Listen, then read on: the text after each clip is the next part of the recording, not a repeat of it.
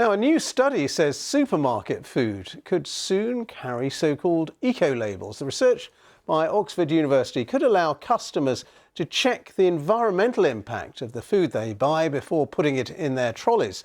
Till now, reliable information of this kind hasn't generally been available to shoppers, and that's because British manufacturers only have to list their main ingredients. Let's talk more about this idea with Judith Batchelar, Deputy Chair of the Environment Agency. Thank you for being with us. Just explain how this might work.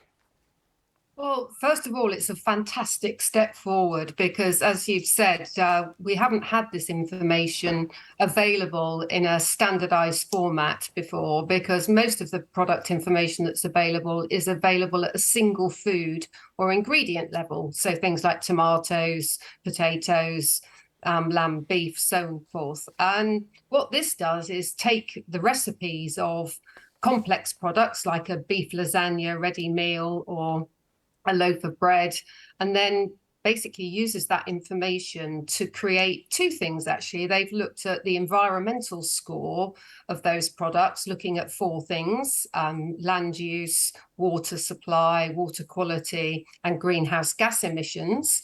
And then they've also matched that with the nutrition score of those products using the Nutri-Score index. Both of those on a scale of 0 to 100. The higher the number, the bigger the impact on the environment. And this is a first. So absolutely, 57,000 products, massive data exercise. And it's a really good first step towards what you describe as eco-labelling. Does this affect, does this information concern how the food is produced, or is it also how the packaging and so on is disposed of? Because that has an environmental impact potentially as well.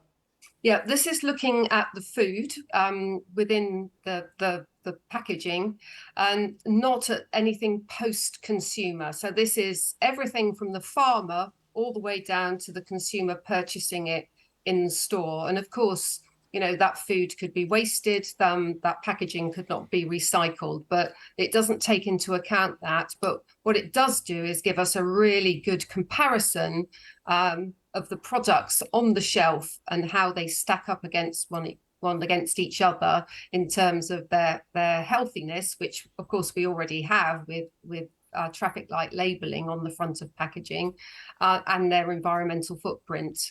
And you know, this is the beginning of a long journey because we've never had this data before, but it will have an impact on all sorts of stakeholders in the food sector. Of course, you know, shoppers who are very concerned about the future of the planet will be welcoming this news. I mean, many other shoppers, I suppose, who are more worried about soaring price rises won't be so concerned.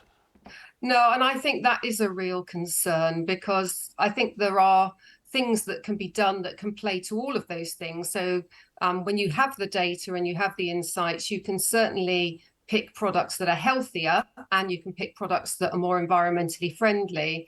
But the key thing is, are those products affordable, particularly in a cost of living crisis? And the good news is that for a lot of those things, that's true. So eating less red meat, eating less dairy, eating more fruit and vegetables, eating more beans and pulses is a way of not just having a healthier lifestyle and doing better things for the planet, but also is better for your purse. And of course, saving food and not wasting it is also a way of saving. But it does mean you have to be a lot more thoughtful about the food choices that you make. And indeed, you have to have the information to be able to make those choices. Can I ask you something slightly different, which is also of concern to consumers up and down the country, which is water supply levels, given our very long, hot, dry summer. As Deputy Chair of the Environment Agency, what can you tell us about that? Well, I think that what we're seeing now is absolutely a consequence of climate change. And of course, people talk about climate change in terms of reducing global warming and keeping global warming within 2 degrees. And that is exactly what all the trajectories and the targets that the government has set for a net zero UK in the future. What people haven't quite appreciated and what is playing out now is whilst those average temperatures may be moving, what we're seeing is much greater extreme weather events. And those weather events are more frequent, and they are more extreme than was originally modelled. And that is causing all sorts of problems. So Environment Agency are working with government, we're working with water companies, we're working with businesses that use large amounts of water in order to conserve that water right now in times of drought. But we are all going to have to do our bit about this, because the way that the water cycle works means there are no geographic boundaries. So all of us doing a little bit to use water more wisely will be really helpful. But of course, the investments that need to come in the future because of climate change and because of extreme weather events and their frequency is going to be important. All right, Judith, good to talk to you. Judith Batchelar there, Deputy Chair of the Environment Agency. Thank you. Thank you.